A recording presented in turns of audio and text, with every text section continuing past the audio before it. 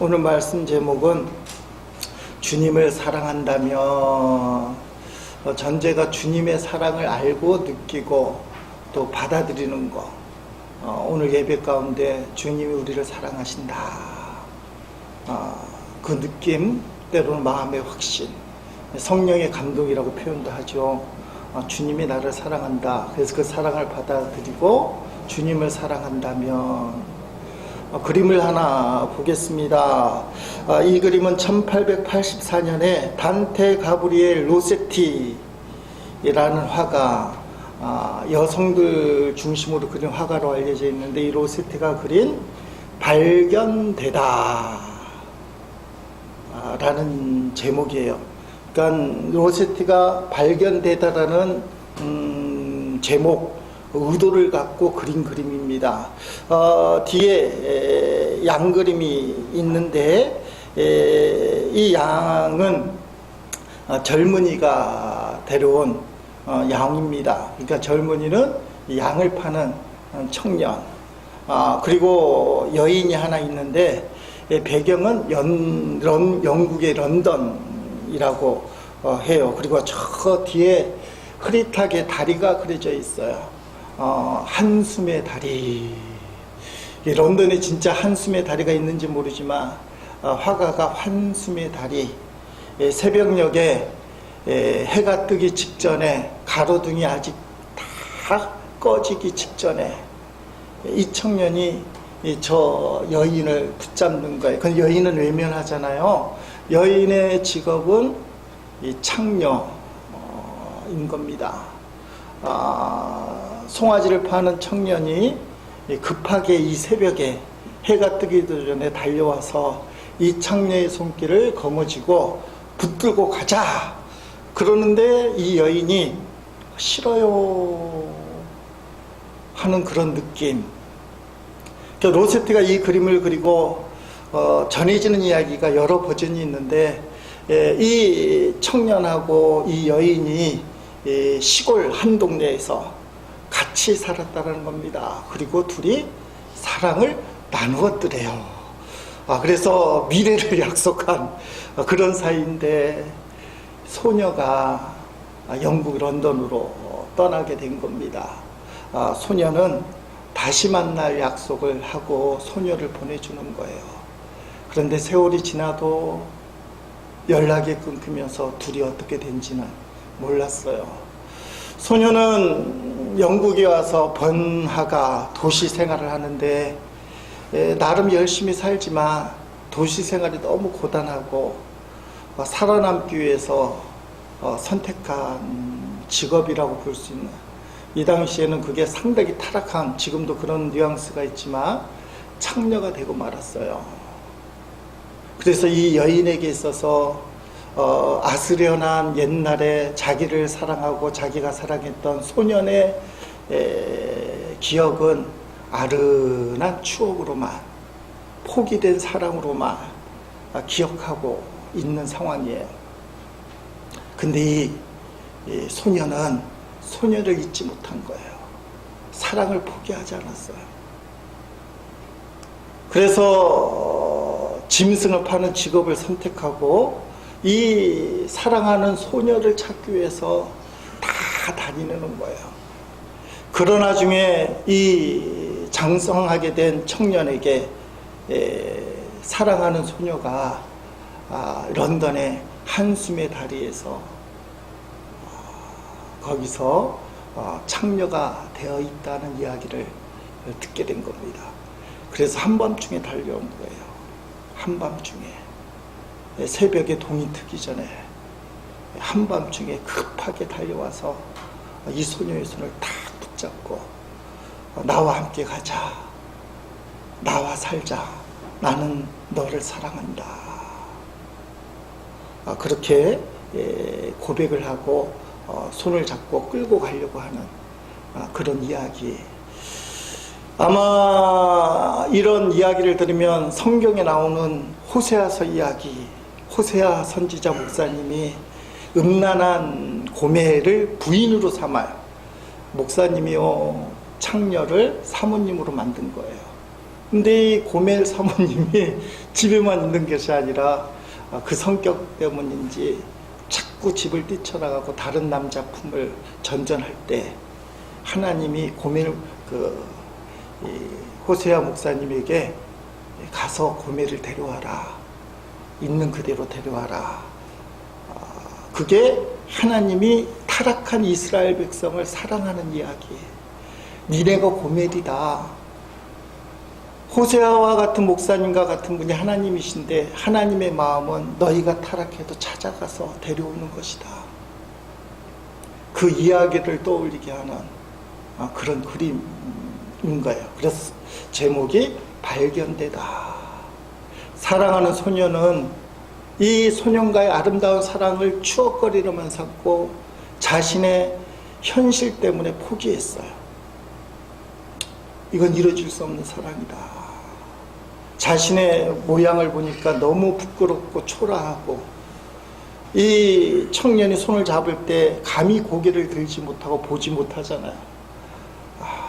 난 자격이 없어. 근데 이 청년이 그게 아니야. 너는 나를 포기한지 모르지만 나는 너를 포기한 적이 없어.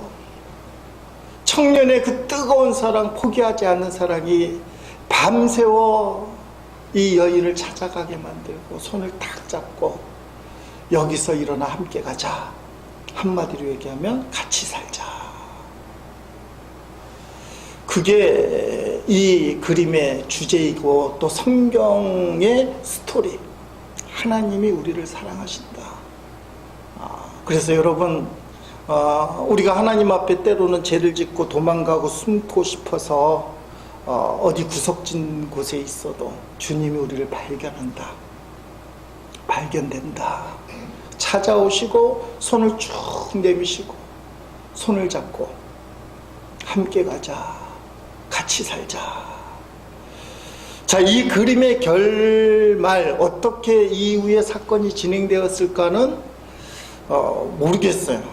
그림의 상황은 포기하지 않는 그 청년이 사랑하는 여인을 찾아와서 손끄트머리를 탁 잡고 이제 함께 가자, 함께 살자 그랬는데 이 여인이 끝까지 나는 그 사랑을 받을 자격이 없어 뿌리치고 한숨의 다리에서 여전히 그 일을 해야만 되는 삶이었는지 아니면 못 이기는 척하고 청년의 손길에 이끌림을 받고 저 자리를 떠서 그 청년과 결혼해서 새로운 인생을 살게 되었는지 여러분들의 바람은 어느 쪽에 있습니까? 저 손길을 붙들고 함께 따라가는 것. 얼굴을 마주칠 만큼 자격이 없어요. 그래서 고개를 돌리고 못 간다고 얘기하지만 그래도 저 손을 붙잡고 따라가는 것이 새로운 인생을 사는 것. 주님께서 우리를 그렇게 부르시는 거예요. 죄책감에도 불구하고 우리는 주님의 손을 붙잡았을 때 억지로라도 끌려가는 것이 믿음이에요. 난 죽어도 못 갑니다. 나 같은 게 무슨 자격이 있어요. 난 안 돼요. 난 주님의 그 손길, 사랑의 손길을 받아들일 수가 없어요. 이건 정말 주님이 원하지 않는 거예요. 주님이 손을 내밀고 이끌어갈 때 못 이기는 척 하면서 끌려가는 거. 저항할 수 없는 하나님의 은혜입니다. 저항할 수 없는 하나님의 은혜. 그 단어가 처음에는 좀 답답하게 무슨 하나님의 은혜를 저항도 못해. 결정은 내가 하지. 근데 하나님의 사랑이 너무 크니까, 이 청년의 사랑이 너무 크니까 그냥 보통 사람 같으면 그래 해가 뜨고 아침이 되면 찾아가야지 다 그렇게 생각할 거 아니에요. 근데 사랑하는 여인이 있다는 것을 아는 그 순간에 밤새워 쫓아온 거예요. 밤새워. 하나님의 사랑이 너무 크니까 하나님의 은혜를 우리는 저항할 수 없는 하나님의 은혜. 즉 그 단어가 하나님의 사랑이 얼마나 강력한지. 자, 이런 하나님의 사랑을 받게 되면요, 누구든지 그 사랑을 갚기를 원해요. 오늘 말씀 제목이 주님의 사랑을 받게 되면 어떻게 주님을 사랑할까? 주님을 사랑한다면 여러분, 하나님이 선택한 이스라엘 백성을 오죽하겠어요. 그 수많은 민족 중에서 딱 하나님을 선택해 주시고 엄청난 축복을 주셨잖아요. 홍해를 가르고 광야 생활, 가나안 땅. 그러니까 세월이 지나면서 이스라엘 사람들이요, 하나님을 사랑합니다, 사랑합니다, 사랑합니다. 그러면서 어떻게 사랑할까를 고민을 하는 거예요. 그래서 우리처럼 말씀 중심의 삶을 살자. 하나님이 원하는 건 말씀 중심의 삶이다. 근데 그게 조금 더 적극성을 띠고 나아가다 보니까 그만 걷길로 가게 됐어요. 정통길을 가지 않고 걷길을 가게 됐는데, 예수님 당시에 가장 큰 논란이 뭐냐면, 하나님을 사랑하는 것은 말씀대로 행하는 건데 그게 율법이고 계명이에요. 그들은 모세오경을 분명히 믿잖아요. 모세오경에는 엄청난 계명이 나오는데 그 여러 가지 계명 중에 어떤 게 최고냐? 그래서 김 박사가 얘기하고 이 박사가 얘기하고 박 박사, 최 박사가 얘기했는데 서로 막 싸우는 거예요. 때로는 목숨 걸고 화가 나뉘면서 이게 최고다, 저게 최고다. 근데 그 당시는 사실은 이 계명이 몇 개나 있는지 몰라요. 역사적으로 보면 12세기에 마이모니데스라는 유명한 의사 철학자 랍비가 나와요. 랍비는 이 율법에 전통한 학자를 얘기하는데 이 똑똑한 사람이에요. 서양 철학도 알고 의사에다가 율법에 정통한 마이모니데스가 모세오경 율법 개수를 탁 셌어요. 그러니까 보통 사람들은 이게 예수님 당시에 확정된 거라고 얘기하는데, 예수님 당시에는 이스라엘 사람들도 모세오경 율법이 몇 개인지 몰라요. 세본 적이 없어요. 근데 12세기에 가서 이 사람이 딱 세보니까 모세오경에는 613개가 있다. 그러면서 사람을 창세기 3개, 출애굽기 111개, 레위기 247개, 민수기 52개, 신명기 200개, 그래서 613개다. 대단한 사람이에요. 그리고는 이걸 또 해석을 하는데, 하라는 명령어가 몇 개냐? 248개다. 하지 말라는 금령, 하지 말라는 명령이 몇 개냐? 율법이 365개다. 그리고 해석도 기가 막히게 하는데요, 사람에 관련된 뭐 조직이나 모든 걸 합치면 사람이 관련된 수가 248개라는 거예요. 하라는 율법 248개는 사람을 얘기하고, 365일 하면 딱 떠오른 게 뭐예요? 1년 365일. 그래서 해석을 뭐라고 하냐면, 248개의 하라는 율법 명령을 받고 365일 동안 하지 말라는 계명을 지켜야 된다. 그렇게 이제 풀이를 해놨어요. 12세기 때는 계명이 제일 큰 게 뭔지 그땐 감을 잡고 이렇게 파악을 했는데, 예수님 당시에는 중구난방이에요. 싸우고 난리예요. 이 사람들은 그때 계명이 300개인지 600개인지 1000개인지도 잘 모르고, 근데 모세오경에 하여튼간 엄청난 율법 계명이 나오는데 그게 뭐냐? 그래서 주장들이 막 나올 때 본문에 보니까 서기관이 답답해서 하나님이 도대체 가장 큰 계명이 무엇인지 예수님은 알 것 같아서 질문하는 거죠. 도대체 계명 중에서 첫째가 무엇입니까? 근데 예수님이 깔끔하게 정리를 해줘요. 첫째가 하나님 사랑, 둘째가 이웃 사랑. 하나님을 사랑하라, 이웃을 사랑하라. 예수님 당시에 이스라엘 사람들이 하나님의 은혜에 감사해서 믿음 생활을 잘해보려고 율법을 지키려고 애를 썼는데 하나님을 그만 잊어버렸어요. 하나님의 뜻을 잊어버렸고 하나님이 정말 원하는 사랑을 잊어버렸어요. 그래서 예수님이 그것을 다시 회복시켜 준 거예요. 율법이 어떤 게 중요하냐, 어떤 걸 지키느냐, 그게 중요한 것이 아니라 하나님을 사랑하는 첫째 계명, 그리고 그 사랑을 실천하는 이웃을 사랑하는 게 두 번째 계명. 이게 안 되면 나중에 알려졌지만 613개 계명은 다 소용없다. 그거 다 지켜도 소용없다. 그 계명 지키려고 하면 보통 일이 아닐 거 아니에요. 핵심을 놓쳐버리고 주변만 잡고 있는 거예요. 이런 무슨 얘기가 있잖아요. 딸을 외국에 유학 보낸 어떤 엄마가 있었어요. 그 딸이 전화가 왔는데, 엄마, 마른 멸치가 먹고 싶어요. 그 말 들으면 엄마들이 가만히 있습니까? 시장에 가서 최고급 멸치를 사다가 대가리하고 똥은 다 발라내고 딸에게 보내줬어요. 소포를 받은 딸이 전화가 왔어요. 엄마, 아니 어떻게 멸치 대가리하고 똥만 보내요? 그 엄마가 생각을 해보니까 대가리하고 똥을 까서 다듬어서 몸통만 보내야 되는데 쓰레기통에 뭘 버린 거예요? 몸통을 버리고 대가리하고 똥만 잘 쌓아서 그걸 소포로 보낸 거예요. 여러분, 우리는 한다고 하는데 진짜 중요한 건 놓치고 뭐가 대가리고 뭐가 똥인지 그게 진짜인 것처럼, 당시 이스라엘 사람들이 그랬다는 거예요. 여러분, 오늘 본문 말씀에 보니까 하나님을 사랑하는데 주님께서 그렇게 말씀하십니다. 30절 말씀에 마음을 다하고 목숨을 다하고 뜻을 다하고 힘을 다하여, 마음을 다하고 목숨을 다하고 뜻을 다하고 힘을 다하여. 이 메시지를 들을 때마다 아련한 옛날에 어떤 목사님 모임에서 후배, 당시 엄청 젊은 목사님이 했던 이야기가 기억나요.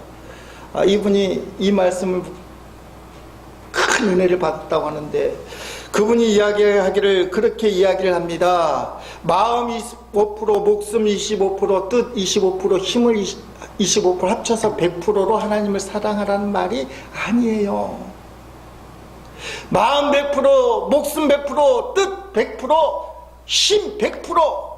그래서 하나님이 주어진 모든 것, 생명, 달란트, 인생을 몽땅 바쳐서 하나님을 사랑하라는 메시지입니다.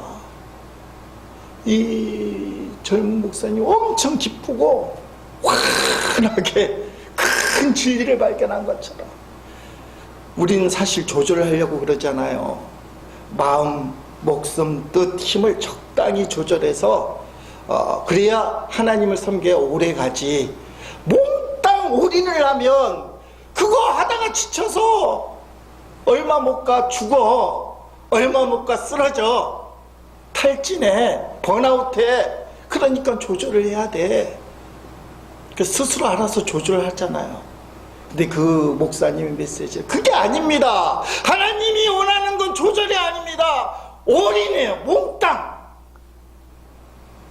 마음도 몽땅, 목숨도 몽땅,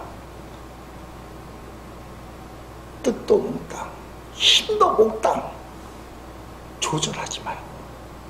그게 하나님을 사랑하는 비결입니다. 근데 어떻게 사랑하는지는 답을 안 줬어요. 100%, 100%는 다 이해하는데 어떻게 그것을 실천해 나갈까? 이게 머리로는 동의를 하는데 그게 될까? 근데 제가 답을 얻었어요. 주님이 내 안에 계시다면 주님 뜻에 그대로 따라가는 것이, 그것이 모든 걸 거는 거다. 지금 그 말을 하는 거예요. 내 안에 계신 주님이 뭘 원하든지 간에 하라고 하면 그거에 모든 걸 걸고 하는 거다. 주님께 순종하고 따라가는 거, 그것이야말로 마음과 목숨과 뜻과 힘을 다하는 거, 주님 뜻에 우리 자신을 맡기는 거. 그러면요, 마음이 의외로 편안해져요. 당당할 수 있어요. 우리가 살다 보면 사람이 무섭잖아요. 때는 원치 않는 환경이 무섭잖아요. 근데 그 두려움에서 벗어나는 길이 뭐냐? 주님께 다 맡기는 거야. 그래서 예수님이 수고하고 무거운 짐진 자들아 내게로 오라 내가 너희를 쉬게 하리라. 맡기라는 거, 맡기라. 하나님 앞에 우리가 우물물을 찾게 되면 하나님이 생수를 주시리라. 세상에서의 물도 있어요. 그거는 마치 사이다, 음료수같이 즉흥적으로는 목이 시원하고 기쁠지 모르지만 또 다른 갈증을 가져오는 세상에 음료수가 있어요. 근데 그건 진짜 해결이 아니에요. 주님께 딱 맡기면 그러면 마음이 편안하고 어떤 상황이 와도 당당할 수 있어요. 왜냐하면 내 안에 계신 주님이 그 사람을 상대를 해주고 환경을 다스리기 때문에. 이 단계가 가기 전에는 제가 영적으로 경험을 해보면 제가 교육전도사 때 담임 목사님이 무서울 때가 있었어요. 여수에서 우리 집사람을 만난 게 큰 하나님의 선물이긴 하지만 목사님 만날 때 무서울 때가 있어요. 그때는 교회에서 준 집에서 사택에서 살고 하는데 목사님 좀 특별하신 분이에요. 갑자기 설교도 시키시고 막 그래서 근데 목사님이 무서울 때 이제 불러서 혼내준다고 생각할 때 자꾸 혼자 했던 여러 번 말씀드린 게 목사님은 나를 사랑한다. 목사님은 나를 사랑한다. 목사님은 나를 사랑한다. 쫄지 말자. 그래서 목사님을 만나고 넘기고 그 첫 예술이 그거였어요. 근데요 지금은 그게 아니에요. 목사님은 나를 사랑한다가 아니에요. 상대방이 나를 사랑한다 해서 스스로 안심하는 것이 아니라 내 안에 예수님이 계신다. 예수님이 책임져준다. 상대방이 누구든 상관없이 예수님의 음성에 귀 기울이면 마음이 평안해지고요. 상대방을 보고 환경을 보게 되면 무서워져요. 목사라도 목사끼리 좀 안 좋을 때가 있어요. 언제부턴가 저에 대해서 안 좋은 이야기를 하는 선배 목사님 이야기가 들려와요.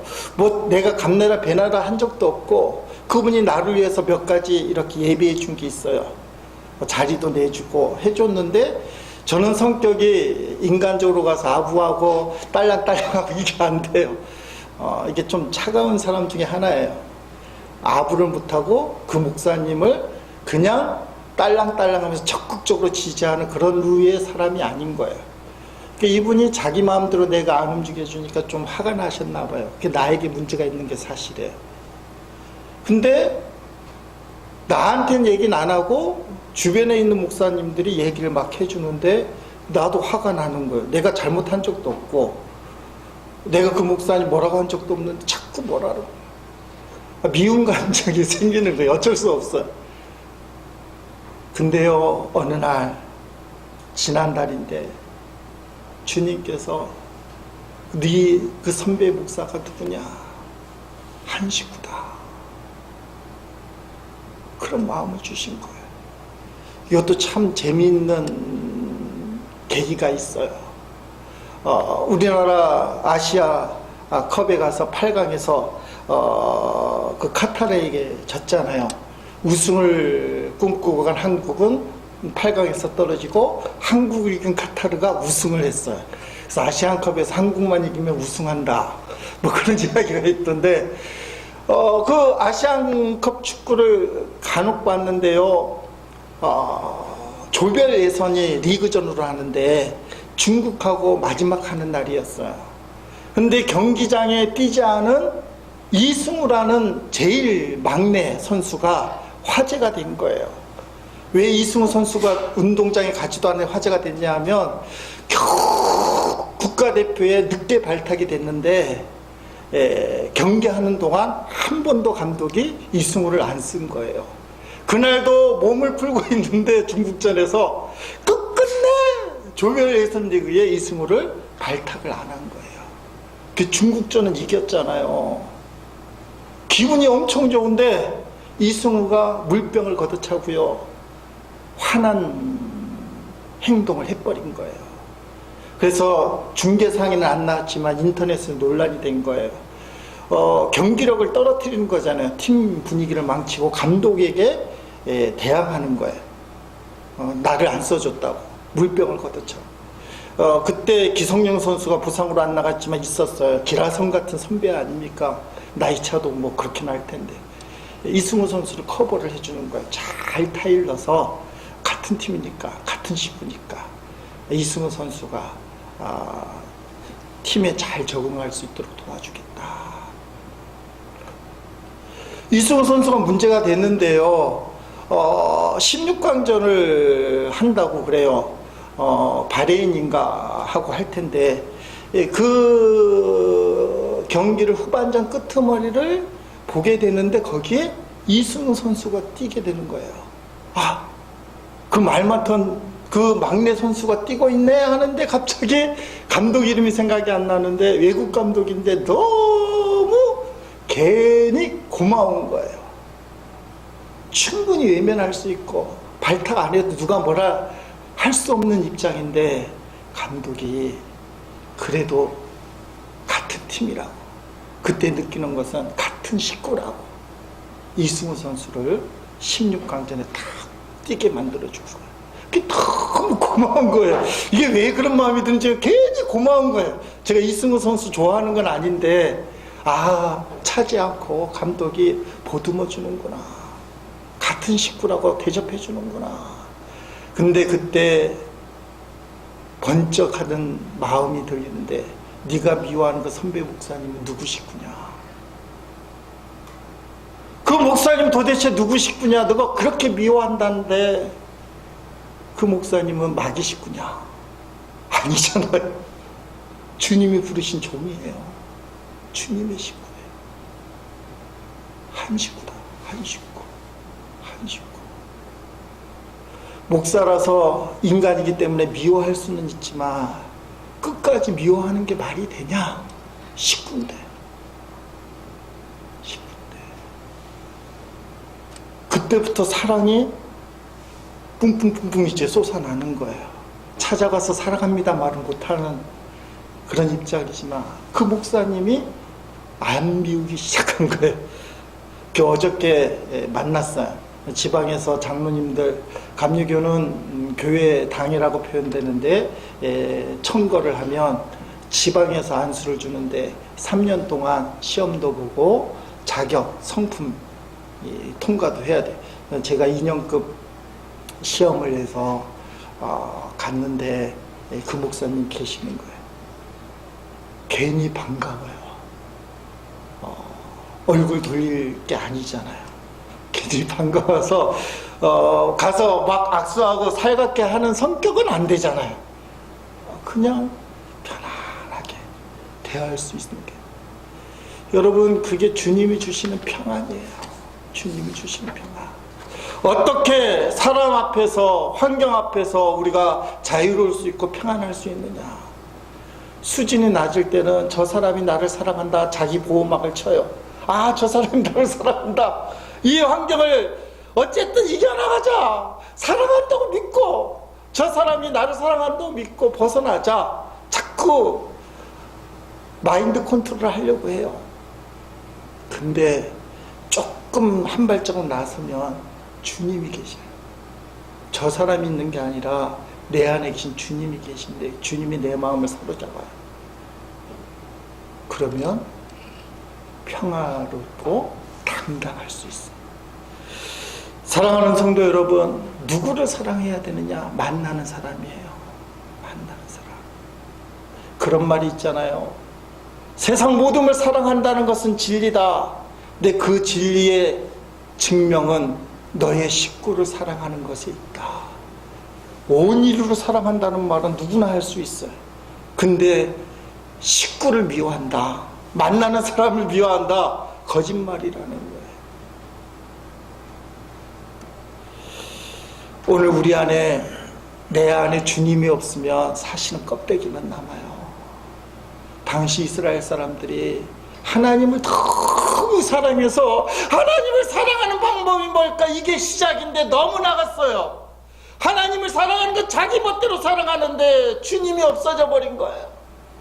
첫 번째 계명이 뭐냐? 목숨 걸고 싸우며 너가 틀렸다고 침 튀기며 싸우지만 그 마음속에 주님이 없어요. 저는 요한계시록 갖고 싸울 때 이해가 안 돼요. 우리는 전천년 입장이에요. 무천년, 후천년도 있는데 침 튀기며 싸우고 틀렸다고 해. 그게 셋 다 평행선이에요. 왜 그것 갖고 싸워야 되는지 그냥 이해하면 되잖아요. 난 그렇게 믿을 수 있어. 당신은 그렇게 믿어. 싸울 필요가 없어. 옆에 사람이 나와 신앙이 다르다고 하고 싸울 필요가 없어요. 그분도 우리 식구예요. 주님이 십자가에서 살 찢기시고 피 흘려줘 죽어 구원한 내 식구. 그때 왜 싸워요? 주님이 없으면 우리의 삶과 우리의 마음이 공허하고 껍데기만 남아요. 예수님 당시에 있었던 일입니다. 예수님이 성전에서 말씀을 가르치고요 나올 때 이런 일이 마가복음 13장에 보니까 예수께서 성전에서 나가실 때 제자 중 하나가 이르되 선생님이여 보소서 이 돌들이 어떠하며 이 건물들이 어떠하니까 예수께서 이르시되 네가 이 큰 건물들을 보느냐 돌 하나도 돌 위에 남지 않고 다 무너뜨려지리라 하시니라 하며 그림을 보겠습니다. 다음 장면 나오는데요. 이게 예수님 당시에 예루살렘 성전이에요. 예루살렘이 멸망당했잖아요. 바벨론에 의해서. 그래서 포로들이 700년 만에 돌아와서 70년 만에 돌아와서 스룹바벨 중심으로 성전을 예루살렘에 지어놨어요.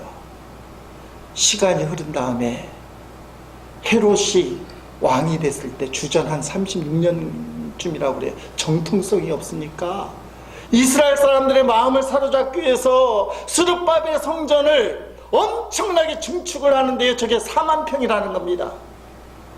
예루살렘 전체 면적의 6분의 1에 해당되는 엄청난 성전을 쳤어요. 지금 저 성전은 모형만 있습니다. 실제로 예수님의 말씀대로 주 70년에 로마의 티투스 장군, 디도라고도 얘기하는데 그 장군이 예루살렘을 멸망시키고 멸망할 때 불로 공격을 했는데 성전에 있는 금기구들이 불에 타서 벽 사이에 녹아 들어가니까 그 금을 뜯어내기 위해 벽들을 다 뜯어냈어요. 그래서 말씀처럼 벽돌 위에 돌이 없는 완전히 무너져 내려서 지금은 흔적이 없어요. 그래서 모형이에요. 모형. 저렇게 됐을 거라고 기록을 찾아보니까. 여러분 서울에 이거 좀 과장된 표현이고 6분의 1이 어떤 큰 건물 하나다. 이게 상상할 수가 없는 거잖아요. 헤롯이 그렇게 지어낸 거예요. 예루살렘 성전에 6분의 1에 해당되는 4만 평의 성전을 딱 짓고 지금 저 건물을 보고 제자 중 하나가 말하는 게 예수님 보세요. 우리가 하나님을 사랑하고 하나님을 예배하기 위해서 이렇게 엄청나고 화려하고 웅장한 이렇게 큰 건물 사람이 할 수 없는 일을 하나님의 은혜로 하나님 앞에 지금 바친 거 아닙니까? 하나님 이 건물을 보고 좋아하실 거 아닙니까? 그러면서 예수님은 어떻게 생각합니까? 이 돌들이 어떠하며 이 건물들은 어떡합니까? 얼마나 멋있습니까? 근데 예수님의 말씀이 뭐예요? 이거 다 무너진다. 왜 그런지 그 성전 안에서 일었던 일이 그 앞에 나옵니다. 마가복음 11장 15절 17절 말씀 우리가 잘 아는 그들이 예루살렘에 들어가니라. 예루살렘 입성하고 나서 예수께서 성전에 들어가사 성전 안에서 매매하는 자들 내쫓으시며 돈 바꾸는 자들의 상가 비둘기 파는 자들의 의자를 둘러부시며 아무나 물건을 가지고 성전 안으로 지나다님을 허락하지 아니하시고 이에 가르쳐 이르시되 기록된 바 내 집은 만민이 기도하는 집이라 칭함을 받으려고 하지 아니하였느냐. 너희는 강도의 속을 만들었도다 하며 이 웅장한 건물 아래서 예수님이 할렐루야 하나님 영광 받으소서 이게 한 것이 아니라 인상을 팍 쓴 걸 보게 되자. 다른 성경에는 채찍을 들고 사람을 내리쳤다고 되어 있어요. 매매하는 자들 쫓아내시고 의자를 발로 차시고 상을 뒤엎어 버리시는 거예요. 함부로 이 성전을 다니지 마라. 여기는 만민이 기도하는 집인데 너희가 강도의 굴렬로, 강도의 소굴로 만들었다. 조금 더 심하게 얘기하면 이게 하나님의 집이냐? 시장 돼지떼지. 강도들만 있구나. 딴에는 하나님을 잘 섬긴다고, 예배 잘 드리겠다고 은혜에 감사해서 엄청난 성전을 지었는데 주님의 평가는 너무 무시무시할 만큼 차가워. 그거 아니야. 성전은 하나님이 보여야 되는데 사람만 보인다. 교회 왔더니 하나님은 안 보이고 사람만 보인다. 아니라는 거예요. 한국교회가 자랑하는 게 예배당이 돼서는 안 된다는 말입니다. 한국교회가 자랑해야 될 것은 하나님이에요. 우리 김혜질 감독이가 자랑해야 될 것은 주님이세요. 예배당이 아니고, 우리의 비전이 아니고, 우리의 꿈이 아니고, 우리와 함께 계신 주님이 자랑거리. 그게 자랑인 사람. 그게 주님을 보는 사람이에요. 영국의 어떤 교회에 강단 뒤에 스테인글라스가 돼서 예수님의 상이 딱 그려진 교회가 있어요. 여기 예수님의 상이. 주일날 목사님이 설교를 하고 의자에 딱 앉았는데 앞에 있던 꼬마가 목사님이 사라지니까 예수님이 보이네. 꼬마가 그 말을 했는데요, 목사님이 큰 깨달음을 얻었다는 거예요. 그 꼬마긴 하지만 강단에서 예수님을 설교했는데 예수님은 아무도 안 봐. 목사만 봤어. 목사가 딱 사라지니까 예수님이 보인다. 오늘 예배할 때도 마찬가지예요. 목사만 보이고 사람만 보이고 이야기만 들리고 오늘 교회 갔더니 이런 일들이 했다, 이것만 보이면 그건 예배당이 아니에요. 주님이 보여야 됩니다. 여러분, 주님이 보일 때 그때 우리가 주님을 사랑할 수 있어요. 주님이 나를 꾸짖는 것도 사랑하기 때문에 꾸짖는 걸 느끼게 돼. 그래서 회개도 하고 잘 살아보겠다고도 하고 사랑하겠습니다라고도 하고. 두 가지를 짚으려고 해요. 주님을 사랑한다면 주님을 자랑할 수밖에 없다. 주님이 너무 좋으니까. 이북에 유명했던 목사님이 있잖아요. 최공룡 목사님. 일제시대 때 평양에 대동강에 있는 모란봉 근처에 새벽 4시 반만 되면 우렁찬 목소리, 예수천당. 이게 최공룡 목사님의 목소리. 하루 종일 예수천당 불신지옥. 이게 맞는지 안 맞는지 모르지만 하여튼간 소문이 그렇게 났잖아요. 예수천당 불신지옥. 잊히지 않을 때는 찬양하고. 유명한 이야기가 일본 순사가 말을 타고 딱딱딱 오는데요, 잠깐 쉬고 있던 최건동 목사님이 그 말이 눈앞에 다가서면 갑자기 느닷없이 예수천당! 그랬더니 말이 휙 깜짝 놀라서 푹 뛰는 바람에 순경 순사가 말에서 탁 떨어졌다는 거예요. 그 순사가 화가 나갖고 최건동 목사님을 데려다가 이제 족치는 겁니다. 매를 치는데 희한한 현상. 한 대 탁 치면 예수, 두 대 탁 치면 예수, 세게 치면 예수, 작게 치면 예수. 그 순사가 하도 요상해서, 야 최 목사야, 너는 건들기만 하면 어떻게 예수만 나오냐? 딴 말은 모르냐? 그때 유명한 말이에요. 최원웅 목사님이 나는 머리끝에서부터 발끝까지 예수님으로 꽉 찼기 때문에 건들기만 하면 예수가 나온다. 예수가 나온다. 건들기만 하면 예수가 나온다. 예수님을 자랑하는 거, 주님을 사랑하고 주님을 사랑한다면 자랑이 돼. 두 번째는